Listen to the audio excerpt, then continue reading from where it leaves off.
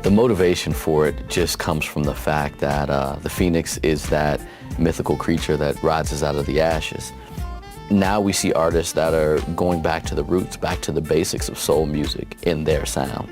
And the Phoenix is my, I guess you can say, reincarnation from the ashes that I've gone through in the business, meeting people who aren't so, into my well-being, and taking that and saying, you know what, like Mother Teresa says, I'm gonna succeed anyway.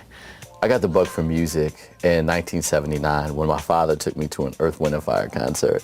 That was the most incredible experience I've had in my life. I saw like laser beams and smoke, the pyrotechnics popping up, and people flying through the air and popping up and appearing out of nowhere.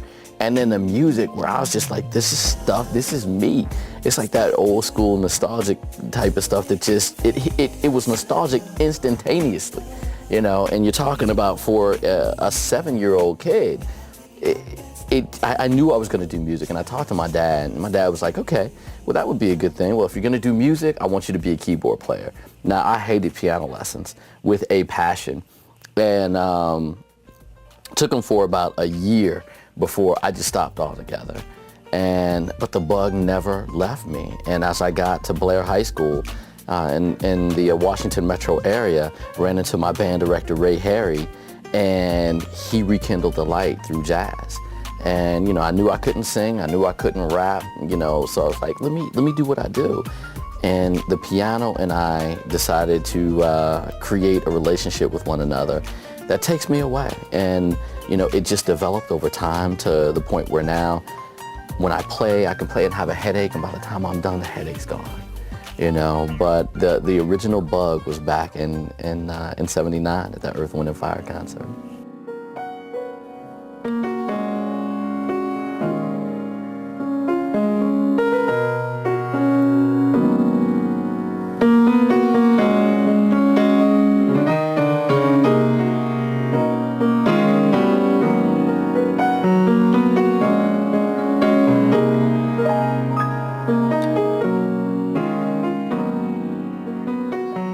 I was performing at the Rehoboth Beach Jazz Festival, and somebody comes up behind me and is like, hey, Marcus. I turn around and it's him.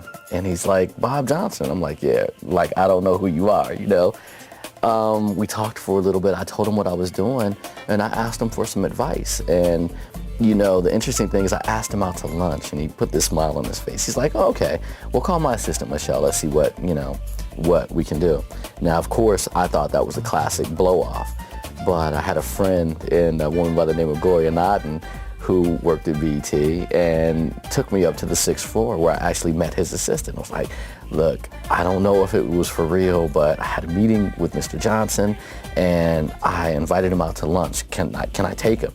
She's like, give me your number. So, I get a call back later that day. Well, Mr. Johnson would like to invite you out to lunch. Okay, so he grilled me for 3 hours on the music business, the ins and outs, what I thought, where it was going, why it was going.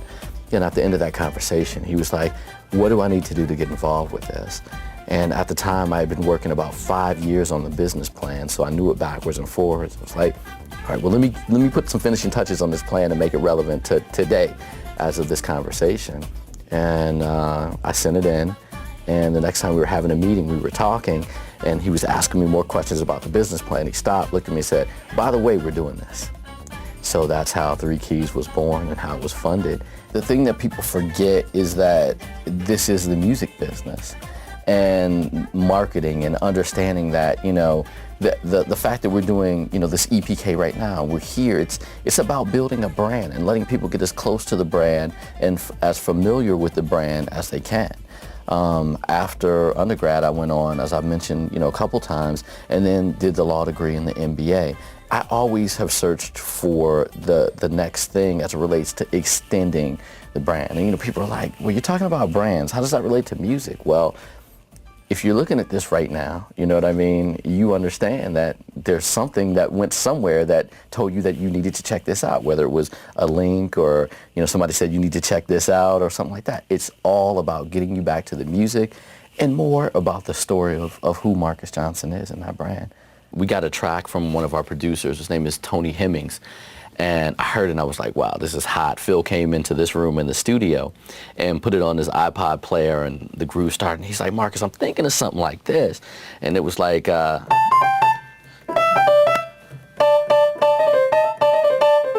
I was like, oh, okay, I think we can do that. And, you know, it starts off with the violins in the beginning.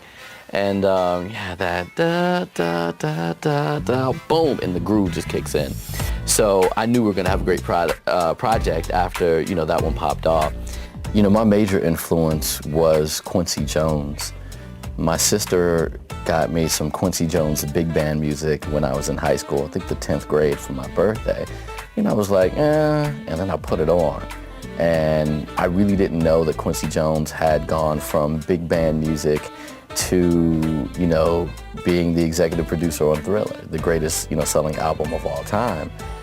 And what struck me about him is, you know, when soon after getting out of high school, we saw The Fresh Prince of Bel-Air, which was a show that he executive produced as well. And I saw the business developing. And I saw a man, after reading, you know, his book, that went from, you know, eating rodents, fried rodents when he was in Mississippi, to having a company and being worth, you know, $200 to $300 million. And I said, that's what I want to be like.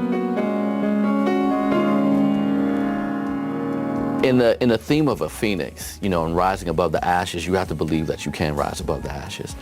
And that song speaks to me in so many ways because I'm a romantic at heart. I want to make sure that the women out there know that there are a lot of good brothers and vice versa. And that song is, you know, believe that I'm that one. Believe I'm different than the others that you've met with before. I'm not like them.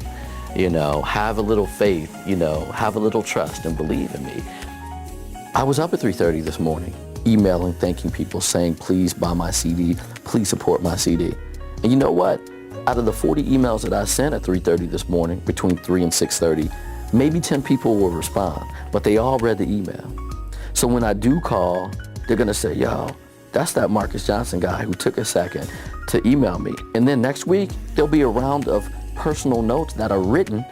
Hey, thanks again, just wanted to let you know, I'm really thinking of you. That's selling, that's marketing, that's separating yourself. That's not going on in the music industry nowadays. You have artists that don't even want to go out and sign CDs for people. What? These are the people that are paying for your rent, paying for your mortgage, paying for your car note, insurance, toilet paper. I get down to the basics, underwear and toilet paper. If somebody's helping you pay for that, you have to take care of them. And that's what's missing. You know, when I'm looking at my fans and what I would tell them, the number one thing that I would say, first of all, is thank you. If I don't sell a single copy of this new CD, you all have done enough for me in the past where I can praise you for the rest of my career and the rest of my life. You have put me in a position to do things that I never thought I would do, help people that I never thought I could help, meet people that I never thought I could meet. And from the deepest part of my heart, I'm not even asking you to pick up a CD. I'm just saying thank you for being you and doing what you have done for me to make my life such a blessing. Thanks.